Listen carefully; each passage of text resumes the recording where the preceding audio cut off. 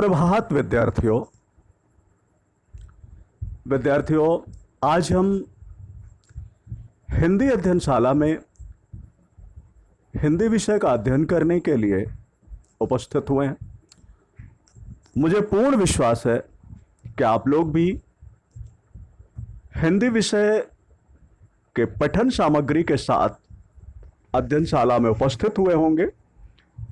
यदि ऐसा नहीं है तो वीडियो को यहीं पर रोकें और पठन सामग्री लाएं और इसके बाद फिर अध्ययन में शामिल हों।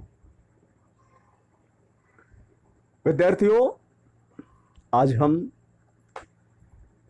हिंदी व्याकरण के पाठ 2 संधि नामक पाठ का पठन पाठन करेंगे,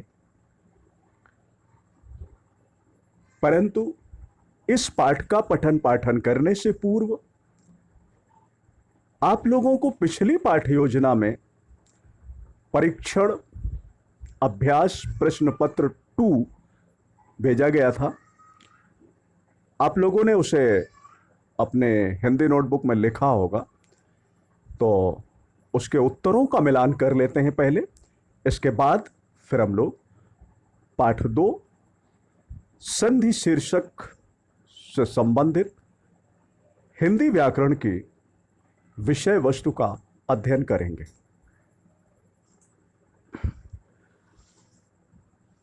पिछली पाठ योजना में आपको प्रश्न दिए गए थे। पहला प्रश्न था, निम्नलिखित वाक्यांशों के लिए उचित एक शब्द लिखें। सौतेली माता। दूसरा था, सरलता से समझ में आने वाली।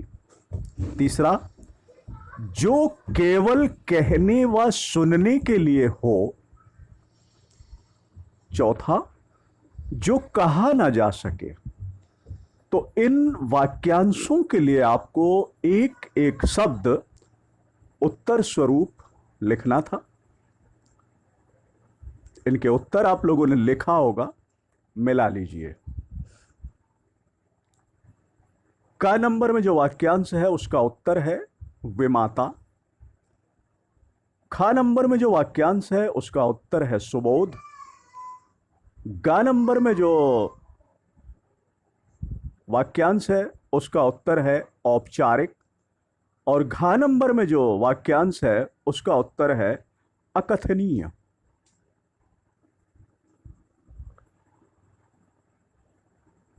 इसके बाद प्रश्न संख्या 2।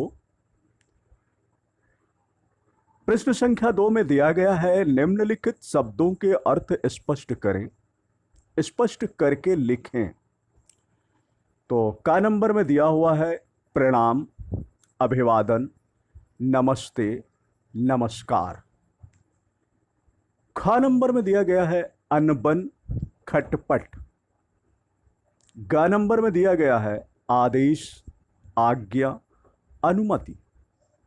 घ नंबर में दिया गया है आराधना, उपासना, अर्चना और पूजा। तो इन सभी शब्दों का अर्थ स्पष्ट करना है। विद्यार्थियों, आपने एकार्थक प्रतीत होने वाले शब्द पढ़े थे, तो ये वही शब्द हैं और प्रायः इन शब्दों के सूक्ष्म अंतर को समझे बिना हम लोग इन सभी शब्दों को एक जैसा समझ लेते हैं। तो ये शब्द एक जैसे नहीं है, सभी एक जैसे नहीं है। इनमें कुछ ना कुछ सूक्ष्म अंतर है जो इसके अर्थ से स्पष्ट होगा। तो आप लोगों ने इसका अर्थ अपने हिंदी व्याकरण के नोटबुक में लिखा होगा, मिलान कर लीजिए। का नंबर प्रणाम, अभिवादन, नमस्ते और नमस्कार, ये 4 शब्द दिए गए थे। तो इसमें प्रणाम शब्द का अर्थ है, या प्रणाम शब्द को जो प्रयोग किया जाता है बड़े एवं गुरुओं के लिए, यानी हमसे जो बड़े हैं उनके लिए, और गुरु यानी अध्यापक जो हमारे लिए आदरणीय हैं, तो हमसे बड़े और आदरणीय व्यक्तियों के लिए हम प्रणाम शब्द का प्रयोग करते हैं, अपने से बड़ों के लिए और गुरुओं के लिए। अभिवादन, अभिवादन एक प्रकार की क्रिया है। जैसे आप प्रणाम कर रहे हैं, नमस्ते कर रहे हैं, नमस्कार कर रहे हैं, चरण स्पर्श कर रहे हैं, तो ये सब क्रियाएं हैं जो अभिवादन के अंतर्गत आती हैं। इसमें क्या होता है, अभिवादन का मतलब है कि सभी का आदर पूर्वक स्वागत करना। यानी छोटा है, बड़ा है, हम उम्र है, हमारे बराबर उम्र का है, तो हमें क्या करना है, अपने यहां आए हुए सभी आगंतुकों का हमें उनके स्थिति के अनुसार स्वागत करना है। नमस्ते इस शब्द का प्रयोग छोटे या बड़े, कोई भी है, हमसे छोटा है या हमसे बड़ा है, हम उम्र है, हम उसे नमस्ते बोल सकते हैं। छोटे बड़े सभी के लिए नमस्ते बोला जा सकता है। नमस्कार, नमस्कार शब्द का प्रयोग केवल उन लोगों के लिए करते हैं जो हमारी ही उम्र के हैं, हम उम्र के हैं, हमारे उम्र के बराबर के ही हैं, हम उनको नमस्कार शब्द का प्रयोग कर सकते हैं। अब प्रणाम केवल हम अपने बड़े बुजुर्गों के लिए, गुरुओं के लिए करेंगे। अभिवादन का मतलब है सभी का, छोटा है, बड़ा है, हम उम्र है, सभी का आदर पूर्वक स्वागत करना अभिवादन। नमस्ते छोटे या बड़े किसी को भी बोला जा सकता है नमस्ते। नमस्कार केवल हम उम्र लोगों को ही बोला जा सकता है, अपने से छोटों को नहीं, अपने से बड़ों को नहीं, जो हमारी ही उम्र के हैं लगभग, उन्हें ही नमस्कार बोल सकते हैं। खा नंबर था अनबन खटपट। तो अनबन शब्द का अर्थ होता है मन मुटाव या वैचारिक मतभेद। अनबन क्या होता है, जब विचारों में समानता नहीं होती है, दो व्यक्तियों के विचार अलग अलग होते हैं और वह अपने उन विचारों से एक दूसरे से सहमत नहीं होते हैं, तो वो अनबन है, मनमुटाव है। खटपट, खटपट क्या होता है, खटपट का मतलब है छोटा मोटा झगड़ा, अरे तू मैं जो होती है वो खटपट है। ग नंबर में शब्द दिए गए थे आराधना, उपासना, अर्चना, पूजा। तो आराधना का मतलब है ईश्वर से की गई दया की मौखिक याचना या प्रार्थना। हम भगवान के सामने जा करके अपनी बिगड़ी बनाने के लिए उनसे प्रार्थना करते हैं, निवेदन करते हैं, अपनी पीड़ा बताते हैं मौखिक रूप में, तो वह आराधना है। उपासना किसी उद्देश्य की पूर्ति के लिए की गई पूजा। हमने कोई विशेष उद्देश्य बना रखा है और उस विशेष उद्देश्य को पूरा करने के लिए जो हम पूजा करते हैं वह उपासना कहलाती है। अर्चना, अर्चना किसे कहते हैं, विभिन्न सामग्री के साथ की गई पूजा।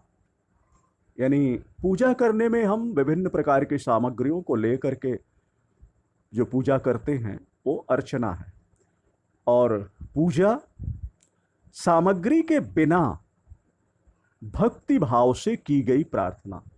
हमारे पास कोई सामग्री नहीं है, हम बिना सामग्री के ही भगवान के पास पहुंच करके उनकी आरती, स्तुति,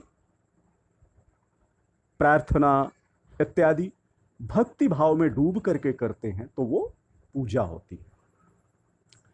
ठीक। घ नंबर में दिए गए थे शब्द आदेश, आज्ञा, अनुमति।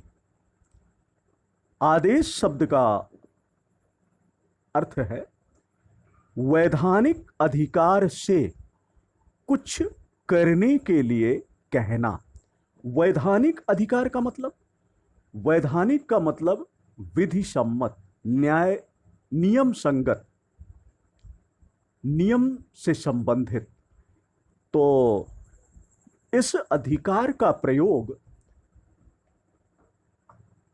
कार्यालय में, सरकारी कार्यालय हो या कोई व्यक्तिगत कार्यालय हो, तो वहां पर कार्य करने वाले लोग जो होंगे उनको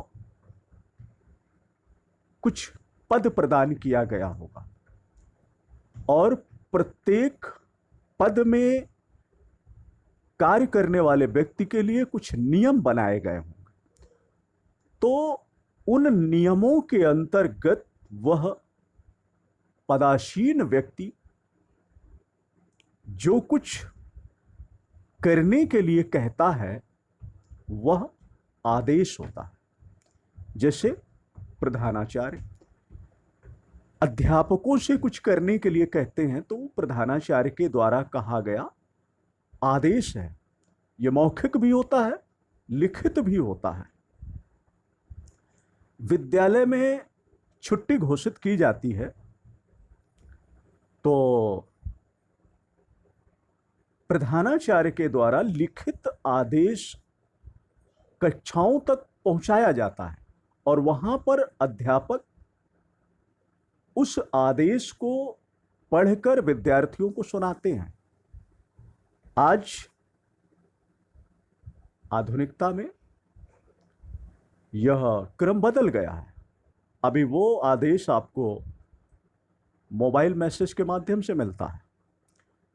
ठीक है। तो वैधानिक अधिकार से कुछ करने के लिए कहना ये आदेश होता है। आज्ञा बड़े व्यक्ति द्वारा, बड़े बुजुर्गों द्वारा अपने से छोटे लोगों को कुछ करने के लिए कहना, ये आज्ञा होती है। यदि माता पिता ने हमसे कुछ कहा कि ये करो, हमारे दादा दादी, नाना नानी, चाचा चाची, मामा मामे इत्यादि ने हमसे कुछ करने के लिए कहा, तो वह उनके द्वारा दी गई आज्ञा होती है हमारे लिए। अनुमति, अनुमति क्या होता है? किसी कार्य के लिए सहमति होना। कोई कार्य हो रहा है, अब उस कार्य को करने के लिए 4 लोग हैं, उन चारों लोगों के बीच में आपसी सहमति होना, समर्थन होना, यही अनुमति होती है। मतलब 4 लोगों में 3 लोग करने के लिए तैयार हैं और एक ने अनुमति नहीं दिया तो काम अटक जाएगा। ठीक है। घर में भी आप किसी कार्य को करना चाहते हो तो माता पिता से पूछकर, अपने बड़े लोगों से पूछकर, बड़े बुजुर्गों से पूछकर करते हो। यदि उन्होंने कह दिया कि हाँ ठीक है ऐसा कर लो, तो ही आप करते हो, और यदि कह दिया नहीं करना तो नहीं करते हो। तो जब उस कार्य को करने के लिए आपको उनके द्वारा अनुमति मिल गई, आपके अनुरूप उनकी सहमति आपको मिल गई, तो वो अनुमति होता है। नहीं करना है, क्या क्या नहीं करना है? पाठ 1 जब समाप्त हुआ है